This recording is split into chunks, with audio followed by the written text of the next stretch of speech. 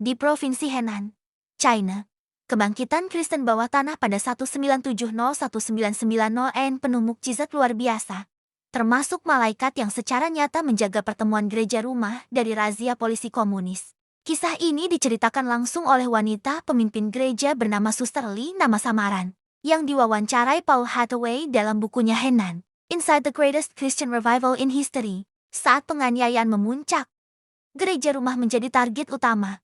Tapi Tuhan mengutus malaikat untuk melindungi jemaatnya. Pada tahun 1985, di sebuah desa terpencil utara Henan, Suster Lee memimpin pertemuan ibadah malam dengan 200 orang percaya di rumah petani sederhana. Informan telah melaporkan lokasi tepat kepada polisi setempat, yang datang dengan truk besar sekitar pukul 10 malam untuk menangkap semua peserta. Udara malam gelap gulita tanpa listrik.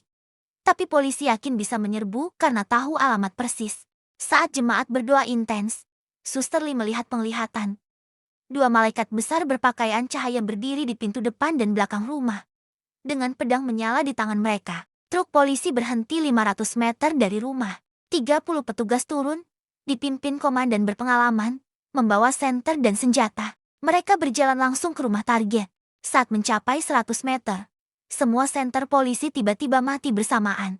Komandan berteriak perintah, tapi petugas mulai berputar kebingungan di kegelapan, seperti tersesat di labirin.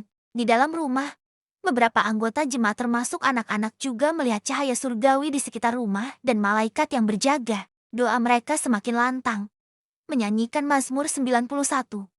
Engkau akan berkata kepada Tuhan, Dia pelindunganku dan bentengku. Polisi berjalan mondar-mandir selama 45 menit. Bahkan meneriakkan nama desa dan rumah, tapi tak bisa menemukan pintu masuk. Beberapa petugas jatuh ke selokan, yang memicu kekacauan. Akhirnya, komandan menyerah dan memerintahkan mundur pukul 11 malam. Mengira lokasi telah berpindah. Keesokan harinya, tetangga non-Kristen memberitahu Suster Lee bahwa polisi mengira rumah itu menghilang karena kabut aneh. Fenomena ini bukan kejadian tunggal. Hathaway mendokumentasikan 12 kasus serupa di Henan selama 1980-en. Mukjizat ini memicu konversi 150 orang dari desa itu dalam 6 bulan.